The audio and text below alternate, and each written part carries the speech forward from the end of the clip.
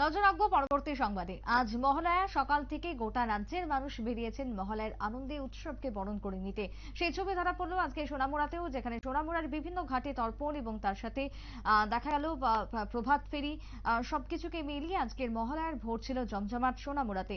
বিশেষ করে সোনামুড়ার গোমতী জলের বৈদিক ব্রাহ্মণ সমাজের উদ্যোগে আজকে আয়োজন করা হয় তর্পণের। পিতৃপুরুষের উদ্দেশ্যে তর্পণ করেন সকলেই। তারপর সকাল 7টায় সোনামুড়া শহরে হিন্দু নাগরিক সমাজের পক্ষ থেকে অনুষ্ঠিত হলো একটি র্যালিতে কচি কাঁচা থেকে শুরু করে সকলেই অংশগ্রহণ করে। তবে বিশেষ করে দেবী দুর্গার বিভিন্ন ভূমিকায় বা বিভিন্ন বৈদিক সজ্জায় সজ্জিত হয়ে র্যালিতে পা মেলাতে দেখা গেছে ছোটদের। কি বক্তব্য উঠে আসছে সোনামুড়া থেকে, শুনুন।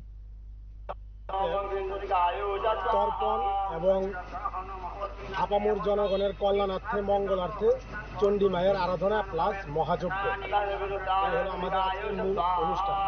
এই অনুষ্ঠান বিগত 13 থেকে 14 বছর যাবৎ আমরা পালন করে আসছি।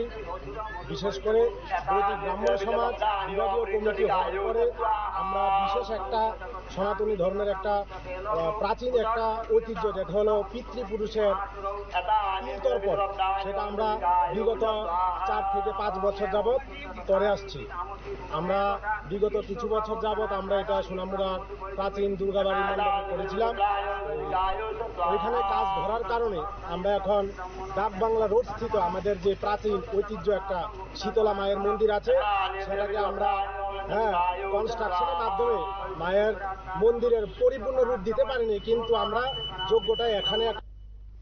আপনারা শুনলেন সংশ্লিষ্টের বক্তব্য। অনুষ্ঠান শেষে সকলের মধ্যে মহাপ্রসাদ বিতরণ করা হয়। সকলের মধ্যে ছিল আজকে ব্যাপক উৎসাহ, কারণ সামনেই রয়েছে উৎসব। আর এই উৎসব মৌসুমে আজকে আমরা প্রবেশ করলাম দেবী পক্ষের সূচনাতে। সেই ছবি, সেই আনন্দধারায় পরিলক্ষিত। ছোট্ট বিরতির পর ফিরে আসবো, সঙ্গে থাকুন।